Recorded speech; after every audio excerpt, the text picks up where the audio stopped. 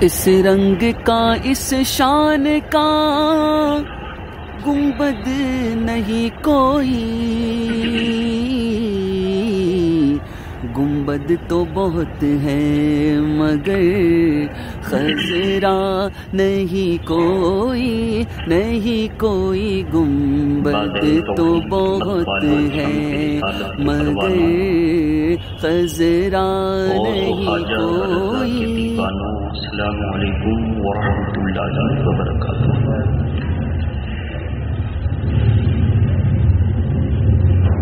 الحمد للہ نحمده ونستعینه ونستغفره ونؤمن به ونتوکل علیہ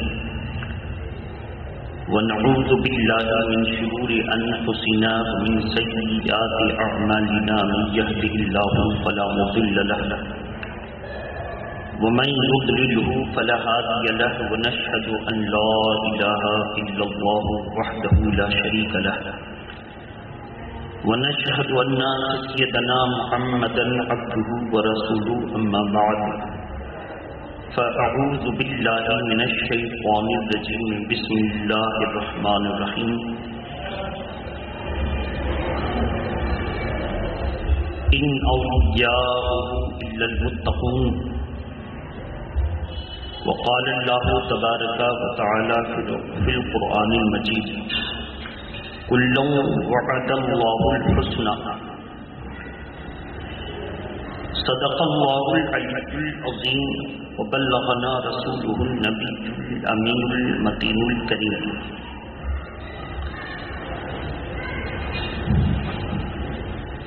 وہی رب ہے جس نے تجھ کو ہمتن کرم بنایا، وہی رب ہے جس نے تجھ کو ہمتن کرم بنایا، ہمیں بھی مانگنے کو تیرا آستاں بتایا، تجھے حمد ہے خدایا۔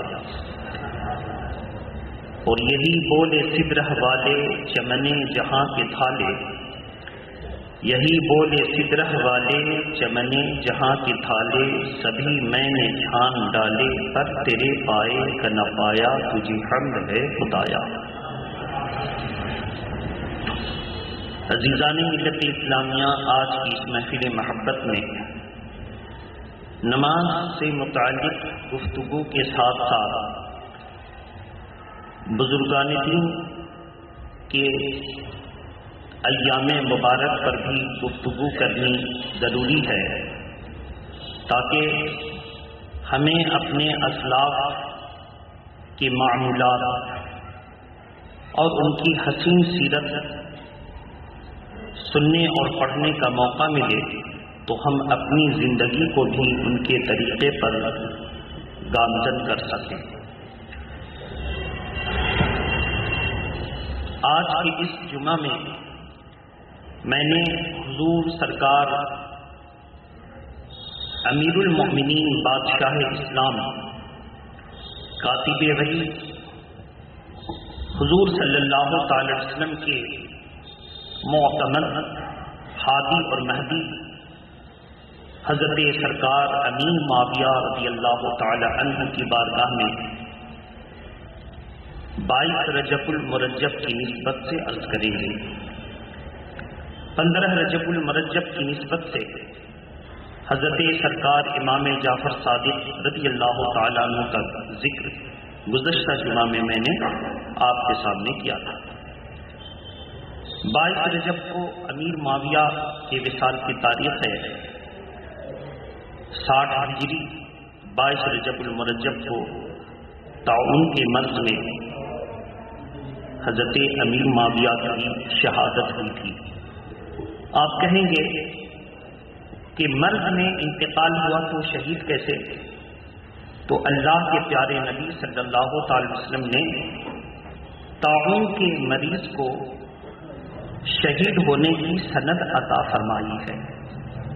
فرمایا اور شہادت سری کی کئی قسمیں ہیں۔ ایک قسم یہ کہ جب کوئی پلیگ یعنی طاعون کے مرض میں مرے پیٹ کے درد اور کرب سے مرے، ماں بچے کے پیدائش کے وقت مر جائے، دب کر مر جائے، پھسل کر ڈوب جائے، مر جائے، جان بچانے کی کوشش کرتا ہوا کسی مسلمان کے لیے جان چلی جائے، مسلمان کو بچانے کے لیے، ایمان بچانے کے لیے، ایسا شخص شہادت سرجی کا مستحق ہے اور ثواب پاتا ہے۔ درود شریف پڑھیں، اللہم صلی علی سیدنا شفیعنا حبیبنا مولانا محمد وآلہ واصحابہ وبارک وسلم، صلاۃ و سلام علیک یا رسول اللہ۔ امیر معاویہ رضی اللہ تعالی عنہ کے تعلق سے آج پوری دنیا کی شیعہ نام نہاد اور موجودہ دور کے رافضی جو اپنے غلط عقیدے کی بنیاد پر خود اسلام سے نکل گئے، ایک مثال سامنے ہے آپ کے، وسیم رضوی، یہ بھی سڑا ہوا رافضی تھا، شیعہ تھا سڑا ہوا۔ خود یہ لوگ اپنی حرکتوں سے ایمان سے خارج ہوئے، ہم مسلمانوں نے ان کو اسلام سے نہیں نکالا، خود یہ لوگ نکلے۔ اگر وہ اعلان نہ بھی کرتا یہ خبیث، تو جس دن اس نے قرآن مجید کی آیتوں پر اعتراض کیا تھا اسی وقت وہ کافر ہو چکا تھا، مزید کسی کے نکلنے اور نکالنے کی ضرورت نہیں تھی۔ آپ لوگ علم والے ہیں تبھی آپ اس کی تصدیق کر رہے ہیں۔ تو ہم آج امیر معاویہ کی شان میں اس لیے بیان کریں گے کہ چونکہ ان کے وصال اور شہادت کی تاریخ سامنے آ رہی ہے، جمعرات کے دن 22 رجب ہے۔ امیر معاویہ کون ہے؟ یہ حضور کے معتمد ہیں، ان پر بھروسہ کیا، اتنا بھروسہ کیا کہ اللہ کے پیارے نبی صلی اللہ تعالی وسلم پر جب جبریل امین اللہ کا قرآن لے کر اترتے تو امیر معاویہ ان 17 لکھنے والوں میں سے ایک تھے۔ کتنے؟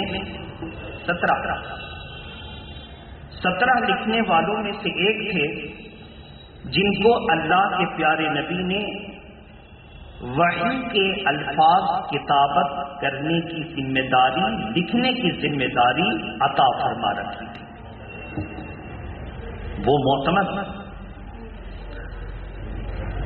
اللہ کے پیارے نبی صلی اللہ تعالی وسلم جب حدیبیہ کی صلح 6 ہجری میں فرمائی، وہ صلح سیاسی اعتبار سے تھی، مذہبی اعتبار سے صلح نہیں تھی۔ بعض لوگ اس صلح کو کہتے ہیں صلح حدیبیہ کو یاد رکھیے، جب حضور اور صحابہ نے صلح کر لی تو ہم کیوں نہیں کر سکتے۔ ایسے لوگ علم سے جاہل ہوتے ہیں اور شیطان کی بولی بولتے ہیں۔ وہ صلح کیسی تھی؟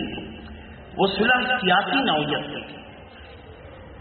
اللہ کے پیارے نبی صلی اللہ علیہ وسلم نے اس وقت بھی صلح حدیبیہ کے موقع پر مذہبی معاملے میں صلح کرنے سے صاف رد فرما دیا تھا۔ مسئلہ کیا تھا؟ آپ نیا دین پیش کر رہے ہیں، کہا بے شک یہ نیا دین نہیں، تم اپنے آپ کو ابراہیمی دین پر کہتے ہو، ہم اللہ کے رسول اسی دین ابراہیمی کو اسلام کے نام سے روشناس کرانے کے لیے آئے ہیں۔ اور میرے آقا نے فرمایا انی رسول اللہ جمیعا، میں تم سب کی طرف سے اللہ کا رسول اور پیغامبر بن کر آیا ہوں۔ تو کہا اچھا آپ تو اپنے اس دین سے بدل نہ سکیں گے اور آئے ہیں عمرہ کرنے کے لیے، تو ہم آپ کو عمرہ کرنے نہ دیں گے۔ کہا اچھا، اور آپ کو ہم خانہ کعبہ کی چابی نہیں دیں گے، طواف کرنے کی اجازت آپ کو نہیں ہوگی۔ سرکار دو عالم صلی اللہ تعالی علیہ وسلم نے فرمایا تو پھر ایسی صورت میں کوئی تمہارے پاس صلح کی صورتیں ہیں موجود؟ کہا ہاں، ان باتوں پر صلح کیجیے کہ اس میں ایک یہ کہ اگر میرا کوئی مکے کا آدمی مدینہ شریف چلا جائے تو آپ واپس دے دیں گے، اور آپ کا کوئی آدمی اگر مکہ کسی وجہ سے آ جائے یا ہم پکڑ لیں تو واپس نہیں دیں گے۔ حالانکہ ایسا لگ رہا ہے کہ یہ مسلمانوں کی کمزوری ہے، تو آپ کا آدمی ہم واپس دے دیں، میرا آدمی آپ کیوں نہیں واپس دیں گے؟ لیکن اللہ کے پیارے نبی نے فرمایا صلح کر لیں۔ صحابہ اکرام نے حضور سے کہا یا رسول اللہ یہ تو ہماری کمزوری ہے۔ اللہ کے پیارے نبی فرماتے ہیں صلح کر لو۔ سیدنا ابو بکر صدیق سب سے پہلے اٹھتے ہیں، وہ کہتے ہیں جب حضور نے کہا صلح کر لو تو ہم کو کل کی خبر نہیں، حضور آج بھی جانتے ہیں، وہ کل بھی جانتے ہیں کہ اس صلح میں بھلا اور فائدہ کس کا ہے۔ صلح کر لو۔ صلح کی پوری ترتیب دے دی گئی۔ اللہ کے پیارے نبی نے بغیر طواف کیے ہوئے، بغیر عمرہ کیے ہوئے احرام کو کھول دیا اور وہیں سے واپس آ گئے۔ وہیں سے اب آپ سوچئے ذرا، مذہبی کوئی صلح تھی؟ مذہب کے معاملے میں کوئی کمپرمائز کیا تھا؟ کہا تھا کہ ٹھیک ہے ہم 3 وقت کی نماز پڑھیں گے، کہا تھا ٹھیک ہم ایک اللہ کو 6 مہینہ تک نہیں مانیں گے، 6 مہینہ تک مانیں گے۔ کوئی صلح نہیں تھی، مذہبی کوئی صلح نہیں تھی۔ یہ وہ صلح تھی جس کو ظاہری صلح کہی جا سکتی ہے اسلام کو مضبوط کرنے کے لیے۔ بہرحال تو صلح حدیبیہ کے موقع پر حضرت امیر معاویہ اسلام کو قبول کرتے ہیں، اور حضرت امیر معاویہ کے ابا حضرت ابو سفیان اسلام کو قبول کرتے ہیں، لیکن اسلام کو چھپا کر رکھا۔ 2 سال کے بعد، صرف 2 سال کے بعد جب صلح حدیبیہ ہوئی تھی تو اللہ تبارک و تعالیٰ نے اسی وقت اعلان کر دیا تھا کیا 26ویں پارے میں سورہ فتح، انا فتحنا لکا فتحا مبینا، بے شک آپ نے یہ صلح کر لی دین کی حفاظت کر کے۔ مسلمانوں کو لگا کہ وہ ہار رہے ہیں، ہم نے اسی صلح کو آپ کے لیے پوری دنیا بشمول مکہ کے فتح کا سبب بنا دیا۔ صحابہ کرام آج اس پر متفق تھے کہ یا رسول اللہ وہ جو صلح ہوئی تھی وہی صلح مکہ کے فتح کا سبب بن گئی۔ جب اللہ کے پیارے نبی 8 ہجری میں کالا امامہ باندھے اور ناقہ پر سوار ہو کر کے مکہ میں داخل ہو رہے تھے تو سر اللہ کے شکر کے سامنے جھکا ہوا تھا، شکر ادا کرتے ہوئے آ رہے تھے، اور زبان پر یہ دعا تھی لا تثریب علیکم اليوم، آج تم پر کوئی مواخذہ نہ ہوگا۔ تم نے ایک دور میں مجھ پر ظلم کیا، میرے صحابہ پر ظلم کیا، ان کو مارا، ان کو بے گھر کیا، ان کے بال بچوں سے ان کو جدا کیا، ان کے بال بچوں کو تکلیف پہنچائی، طائف کی وادی میں مجھ پر اتنے پتھر برسائے کہ بدن کے خون جم کر جوتے میں جم گئے۔ میری بیٹی فاطمہ نے جب جوتے کو اتارا تو تازہ خون بہ نکلا، اتنا ظلم کیا، لیکن آج میں تم پر کوئی ظلم نہیں کروں گا، تم سب آزاد ہو، تم سب آزاد ہو، تم پر کوئی سزا نہیں ہوگی۔ اور پھر میرے آقا نے امیر معاویہ کے ابا پر اعتماد کرتے ہوئے ارشاد فرمایا، کون ہے ان کے ابا؟ ابو سفیان۔ ان کی نسبت کتنی اچھی ہے، ابو سفیان کی بیٹی ام حبیبہ حضور کے نکاح میں ہیں، کہیے سبحان اللہ۔ تو امیر معاویہ کون ہو گئے؟ حضور کے بیوی کے اپنے بھائی، ہم سب کے کون ہو گئے؟ ماموں جان، زور سے بولیے، ہم سب کے کون ہو گئے؟ ماموں جان۔ میرے محترم بزرگوں دوستوں، بہرحال تو صلح ہی فتح کا سبب بن گئی۔ اللہ کے پیارے نبی نے فرمایا جو ابو سفیان کے گھر میں چلا جائے مکان پر وہ امان میں ہے، جو مریض ہیں وہ امان میں ہیں، ان پر تلوار نہ اٹھائی جائے، بیمار پر تلوار اٹھائی نہ جائے، عورتوں پر تلوار اٹھائی نہ جائے، بچوں پر تلوار اٹھائی نہ جائے، بوڑھوں پر تلوار اٹھائی نہ جائے، کمزور پر تلوار اٹھائی نہ جائے، بلکہ جو تلوار جوان تندرست لڑاکو تلوار رکھ دے اس پر بھی تلوار نہ اٹھائی جائے۔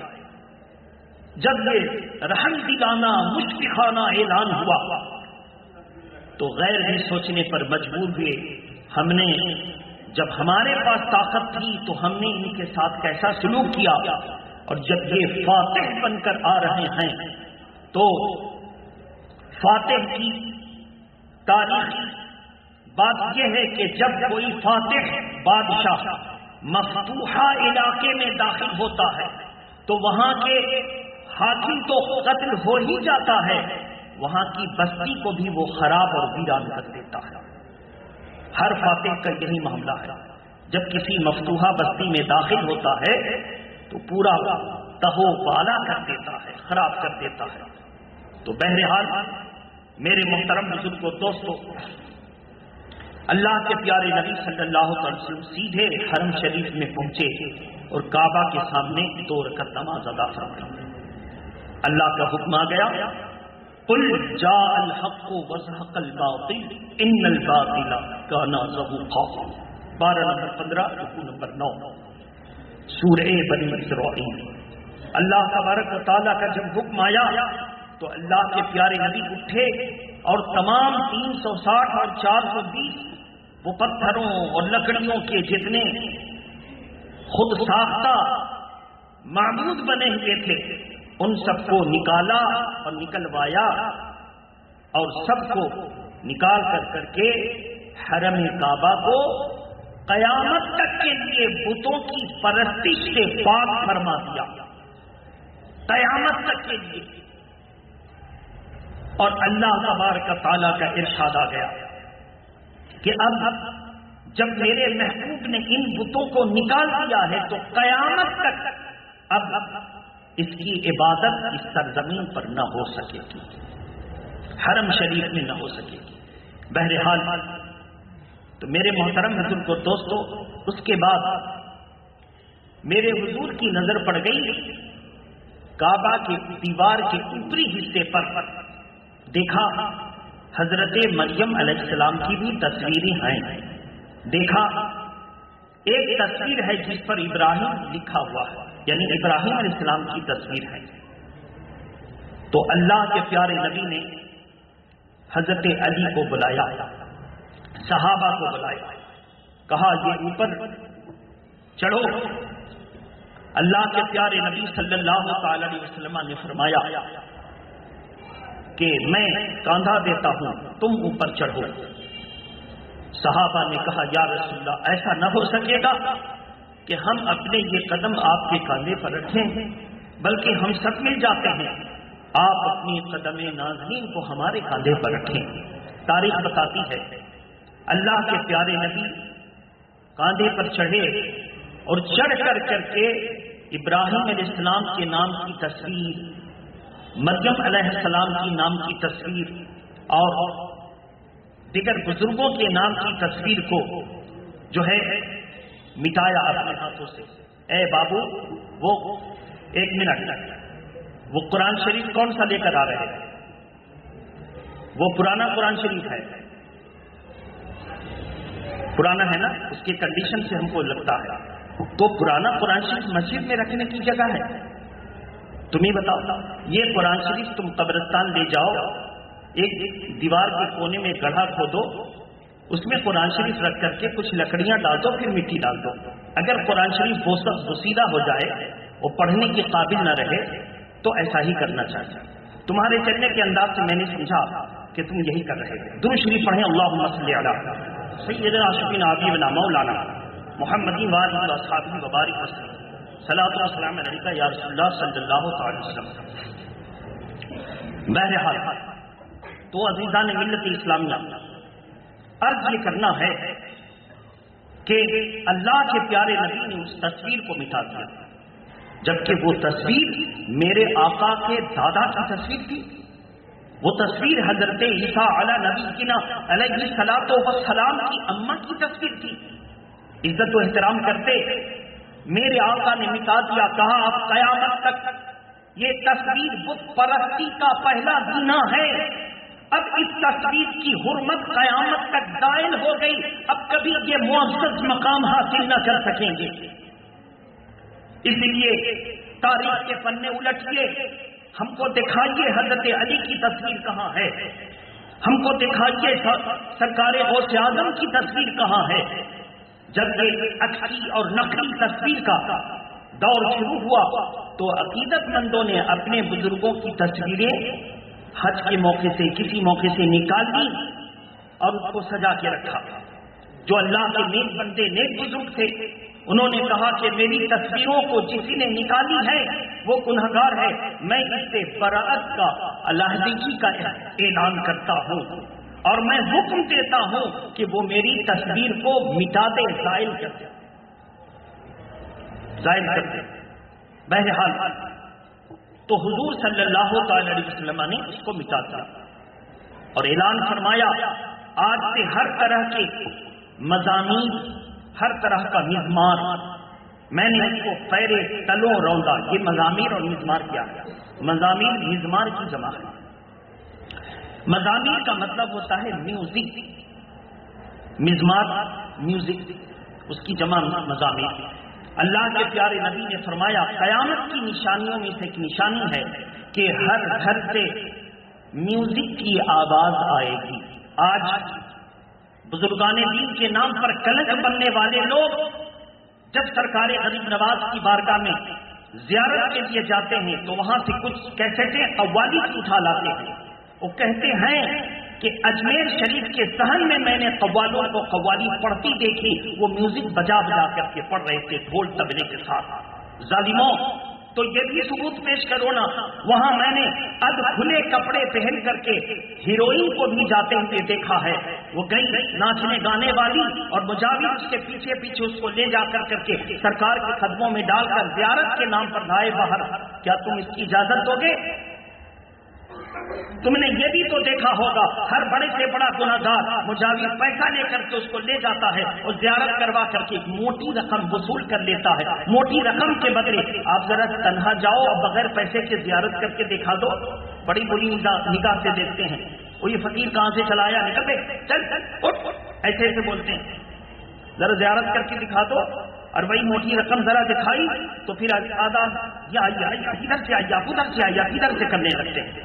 میرے محترم بزرگ اور دوستوں, تب اپنے دور میں سرکار مجاہد ملت نے ارشاد فرمایا اگر یہ سرکار غریب نواز کے آستانے پر بیٹھنے والے خدام اگر متقی ہوتے, قرآن کی تعلیمات سے بہرہ ور ہوتے, اپنے دور کے قطب اور ولی ہوتے, اپنے دور کے قطب اور ولی ہوتے, یہ سرکار مجاہد ملت کے ارشاد ہے. لیکن یہ ظالم اپنی حیثیت کو کھو چکے اور دنیا کے چند سکوں پر اسلام کو قبروں کی تجارت کرنے لگے. اسلام کو بیچ دیا, یہ ہے قبروں کی تجارت.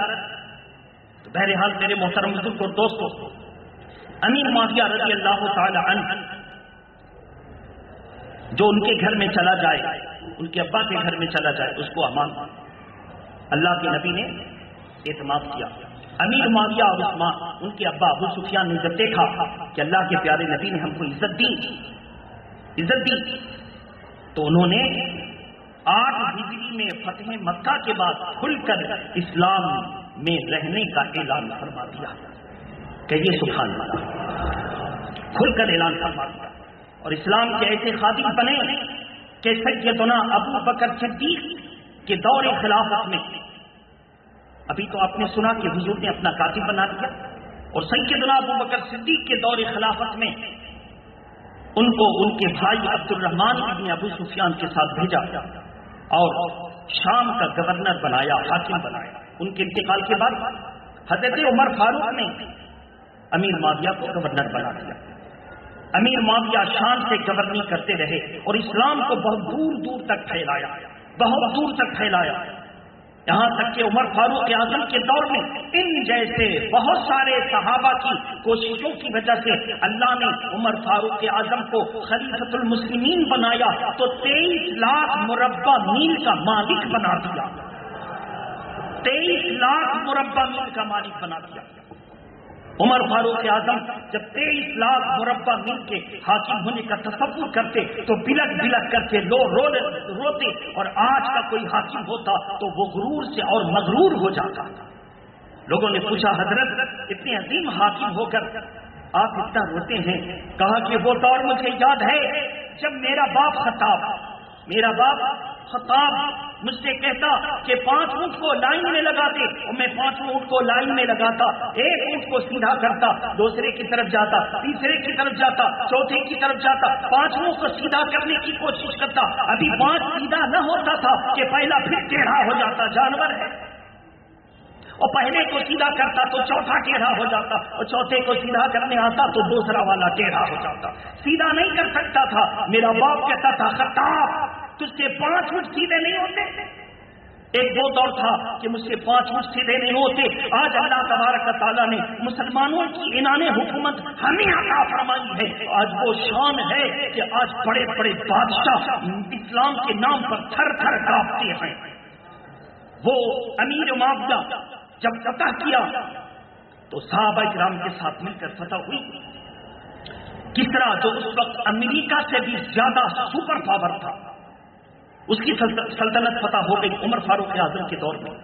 उसके यहाँ की कानून जिस पर उमरा कुबरा बैठते थे, जो सोने चांदी हीरे जवाहरात से मुरस्सा था, वो कालीन वहां से आया, उसके दरबार का कालीन जब उसके दरबार में बिछने वाले उस कालीन को उठाकर लोग लाए तो सहाबा में मशवरा किया। किसी ने कहा, हजरत इतनी कीमती, तवज्जो से सुनिएगा, ये कालीन बड़ी कीमती है, इसको सबसे कीमती जगह मस्जिद में बिछा दी जाए। पत्थर लगे हैं, जवाहिरात लगे हैं, सोना और चांदी से मुरस्सा काम किया गया है, मस्जिद में बिछा दी जाए, सबसे अच्छी। कहा हुजूर तब क्या करेंगे?